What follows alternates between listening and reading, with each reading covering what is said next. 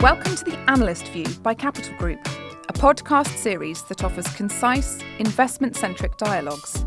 In each episode, we'll deep dive with Capital Group's analysts to bring you focused discussions on sectors and themes shaping the investment landscape. Straight to the point conversations designed to provide you with the knowledge you need. In the first of this two-part episode, Investment Director Jeremy Cunningham talks to fixed income investment analyst Holger Siebrecht on African bonds and their role in the wider emerging market debt universe. They look at how the region is faring amid current tariff-related volatility and what these bonds can bring to an EMD portfolio. My name is Jeremy Cunningham. I'm a fixed income investment director here at Capital Group, and I am delighted to be joined by my colleague Holger Siebrecht, who is one of our dedicated analysts covering African fixed income markets within our emerging market debt team. Welcome, Holger. It's good to see you. Thanks, Jeremy. Thanks for having me. So clearly it remains a highly volatile period for markets, and the macro outlook remains somewhat changeable, not least because of the changing tariff landscape, which seems to change every day, and of course the geopolitical risks that are abounding the world. Of course, much of this volatility is as a result of the rhetoric and actions from the current US administration. So let me first of all ask a question on EMD before we go deeper into your specific coverage. So when we think about that impact of the administration, the current US administration, how does that impact the EMD space today? Thanks, Jeremy. So I think first it's really important to keep in mind that there isn't just one emerging markets. The asset class has really evolved over the last let's call it 20 years. I think the most basic evolution is that we now invest much more naturally than when I started my career in hard currency bonds. So that's always been around, but then also more in local currency bonds and in foreign exchange, so currencies themselves. And the second part to remember is that tariffs, as I think you were alluding to, they're just one channel through which the current U.S. administration impacts emerging markets. But it's, of course, an important one. So maybe taking these in turn a bit. On emerging market credit or hard currency bonds, those countries with smaller external balances and those with lower exposure to trade with the United States, those are, of course, less at risk from becoming seriously impacted in their economic model, and therefore their spreads are going to be less impacted. That said, spreads in many countries are really quite tight. I mean, the MB, so that's the index for emerging market hard currency bonds. Those spreads are tighter now than they were before Liberation Day. So that's an interesting factoid. On exchange rates, I think the long-term impact is ambiguous, but I would imagine that tariffs will work to impact U.S. growth more than other countries' growth, and that then over time will go hand in hand with lower yields. And so that usually means a weaker currency, a weaker dollar in this case. So then paired with the current administration's desire, a seeming desire for a lower dollar, that provides a tailwind for many emerging market currencies. A lot of countries that are very export geared or that face the highest tariffs, they would obviously have something working against them. And Asia would probably be right in the focal point here. Latin America, strangely, or I say strangely because of the first administration, they might come out better. People sometimes forget how domestic of an economy Brazil, for example, actually is. The euro, I expect to do quite well, and so then in an emerging market context, Eastern European currencies that are more closely tied to the euro, they could do quite well if and this is probably proviso for all of these, all of my statements, if we don't see more escalation between the US and the EU. And then finally, on local EM rates, so local government bonds, there are a lot of countries that have falling inflation and therefore reasonably high real policy rates, and that allows central banks to cut rates. So we see that a lot in Latin America. And then I do think that we could see a disinflationary impulse resulting from tariffs from China. So Chinese goods that are highly tariffed to the US, they'll probably have to find their way into markets elsewhere. And that could very easily spread, particularly to other Asian countries, but really anywhere that imports significant amounts of Chinese goods. So there are forces that can be positive for various local rates markets. And I would say we're expressing that in portfolios. And then finally, on channels other than tariffs, there are, of course, commodity prices. Those tend to be reactive to the global economic landscape, or, of course, just plain geopolitics. In my coverage, in Africa, I'm seeing the reorientation towards, for example, the Gulf or China, as the U.S. is taking a little bit more of this isolationist role. So I hope that gave you a little bit of a flavor. Yeah, absolutely. And within that sort of environment, let's move to take a closer look at your specialist area of coverage, which is an area that often some investors label it as a frontier markets. And amidst an environment which is higher volatility, which we're experiencing clearly at the moment, do these types of markets react differently, particularly when you differentiate between the sort of local and hard markets? Yeah, I think that was a really good distinction that you made at the end there, Jeremy, because I think local markets really have something maybe like an illiquidity premium baked into them. So local frontier markets, they can have wider bid-ask spreads.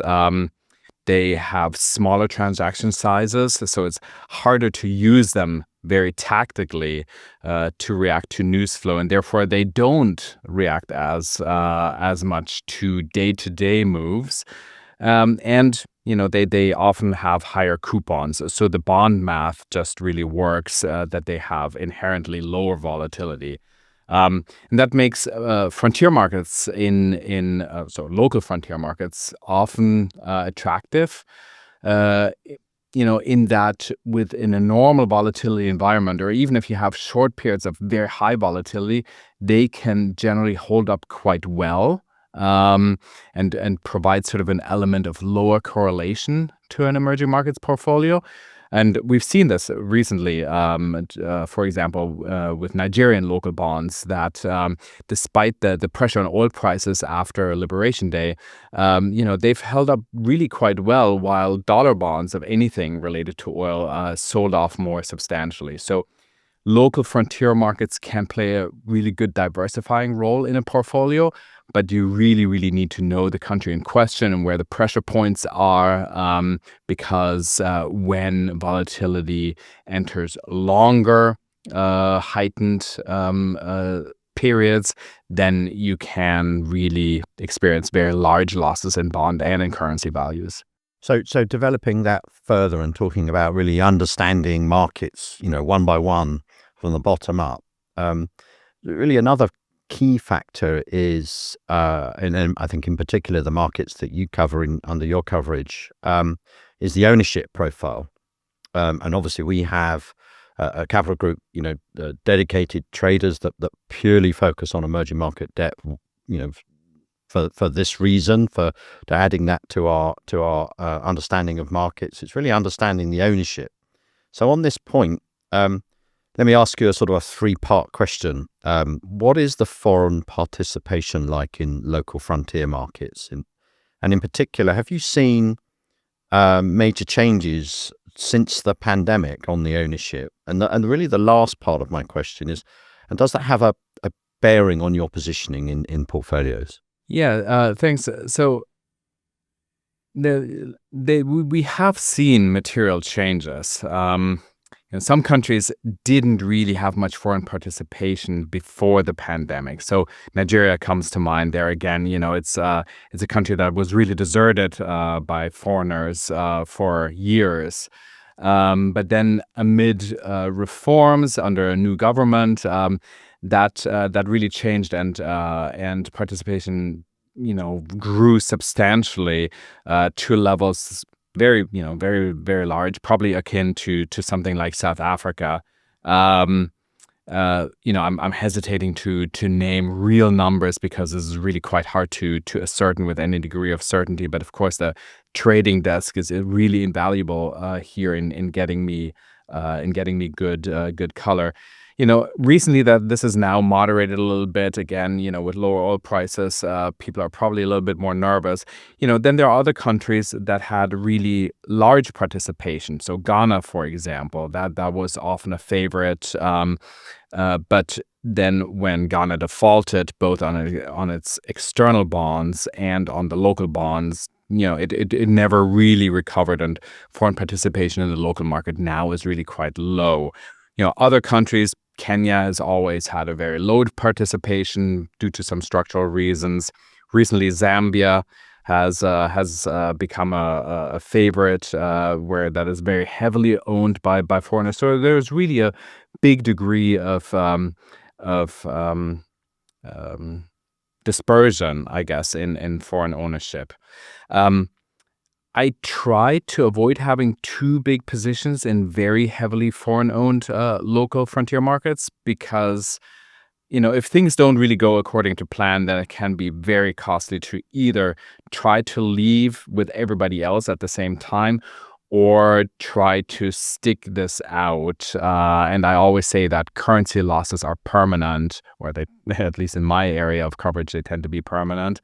And so when we think about long-term investing, then a year, is one thing, and often carry can make up for that. But if we look back to periods like the taper tantrum, where emerging markets entered a very tricky period for 3 years, and local currency or frontier markets entered, a real bear market for 3 years. Much more in amplitude than other emerging markets. This is that is something that is hard for a portfolio to recover from. So, I think you need to choose your markets carefully. And I always say I prefer a nice dinner with a few friends to a raging party where the DJ may decide at some point that the music should stop and then it's time to go home, and then try to fit a lot of people through a very tiny door is tricky. Thanks very much, Holger. Thanks for having me, Jeremy. That was part 1 of this podcast on African bonds. Join Jeremy and Holger next time for a look at the impact of commodity prices and opportunities and risks in the South African market. The Analyst View is brought to you by Capital Group, one of the world's largest and most experienced active investment managers. If you like what you heard today, please follow us on your favourite podcast platform as well as LinkedIn. Thank you for listening. EMD stands for Emerging Market Debt, bonds issued by countries with developing economies. EMBI stands for the Emerging Markets Bonds Index. The Emerging Markets Bond Index, EMBI, is a benchmark index for measuring the total return performance of international government and corporate bonds issued by emerging market countries that meet specific liquidity and structural requirements. Hard currency bonds, bonds issued by emerging countries in major currencies, usually US dollars or euros. These tend to be less volatile than local currency bonds, as there is less exposure to local currency risk. Local currency bonds, bonds issued in the currency of the issuing country. Bid-ask spread, the difference between the highest price a buyer is willing to pay, the bid price, and the lowest price a seller is willing to accept, the ask price for an asset, stock, or security. This is essentially the transaction cost of trading and a key indicator of market liquidity. Spread, the difference in yield between different types of bonds, often indicating the level of risk associated with them. Disinvestment inflationary impulse, a force or event that drives down the rate of inflation or the rate at which prices are increasing. This is essentially a negative shock to the economy that can lead to a slowdown in the pace of price increases. Illiquidity premium, the incremental return that compensates an investor for owning an asset that is not highly liquid. Tariff landscape, the prevailing structure and level of taxes or duties imposed by a country on imported goods. Liberation Day refers to 2 April 2025, when President Trump announced sweeping tariff hikes. Tailwind, a favorable condition or factor that helped improve market or economic performance. Taper tantrum, the 2013 spike in U.S. Treasury yields triggered by the Federal Reserve's announcement to reduce its bond purchases as part of its quantitative easing policy. Export geared, countries or regions that rely heavily on exporting goods for their economic growth. Carry. In the context of bonds, carry refers to the income an investor receives from holding a bond, primarily through coupon payment. The return of principal for bond portfolios and for portfolios with significant underlying bond holdings is not guaranteed. Investments are subject to the same interest rate, inflation, and credit risks associated with the underlying bond holdings. Investing outside the United States involves risks, such as currency fluctuations, periods of illiquidity, and price volatility. These risks may be heightened in connection with investments in developing countries. This content is intended to highlight issues and be of a general nature. It should not be considered advice, an endorsement, or a recommendation. Products mentioned are not an offer of the product and may not be available for sale or purchase in all countries. All investments have risk and you may lose money. Past results are not a guarantee of future results. Statements attributed to an individual represent the opinions of that individual as of the date published and do not necessarily reflect the opinions of Capital Group or its affiliates. This content is published by Capital Client Group, Inc. and copyrighted to Capital Group and Affiliates. 2025. All rights reserved. For full disclosures, go to capitalgroup.com/global-disclosures.